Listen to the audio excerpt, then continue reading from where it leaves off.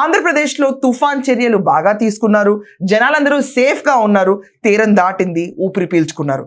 కానీ తుఫాన్లో కూడా ప్రెస్ని మీడియాని వాడుకోవటం చాలా ఎక్సలెంట్గా యూటిలైజ్ చేసుకున్న మన మేధావంతులు, ఖచ్చితంగా నేను ఈ మాట ఫ్రమ్ హార్ట్ చెప్తున్నాను, మేధావంతులు కొలికపూడి శ్రీనివాసరావు గారు మాత్రం చాలా క్లియర్గా, క్రిస్టల్ క్లియర్గా ప్రెస్ ముందుకు వచ్చి మాట్లాడారు.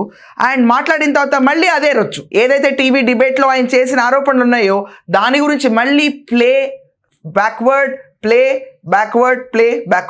రిపీట్ డ్రామా జరుగుతూనే ఉంది తిరువూరులో. కొలికెలపూడి గారిని ఇప్పుడు దాకా చంద్రబాబు నాయుడు గారు అడ్రస్ చేయలేదు.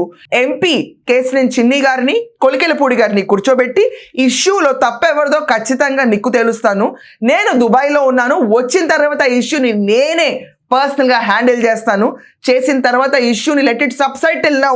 అప్పుడు దాకా పల్లా శ్రీనివాస్ గారు పిలిచి మాట్లాడదాం అనుకున్న విషయాన్ని కూడా చంద్రబాబు గారు ఖండించారు. చాలా ఆగ్రహంగా ఉన్నారు బాబు గారు ఈ విషయం మీద. పార్టీలో ఇలాంటి మాటలు బహిరంగంగా ప్రెస్తో అవనండి, సోషల్ మీడియాలో అవనండి మాట్లాడడం వల్ల పార్టీకి డ్యామేజ్ జరుగుతుంది, నేను కూర్చొని దీన్ని పర్సనలీ హ్యాండిల్ చేస్తానని బాబు గారు మాట ఇచ్చారు అండ్ చాలా స్ట్రాంగ్గా ఉన్నారు. కానీ వచ్చిన వెంటనే అందరం చూస్తూనే ఉన్నాం, ఇమ్మీడియట్గా తుఫాన్ ఎఫెక్ట్ అయ్యాం, దానిపైన ఆయన ఫోకస్ చేశారు. కానీ మళ్ళీ ఆయన లండన్ వెళ్ళిపోతున్నారు.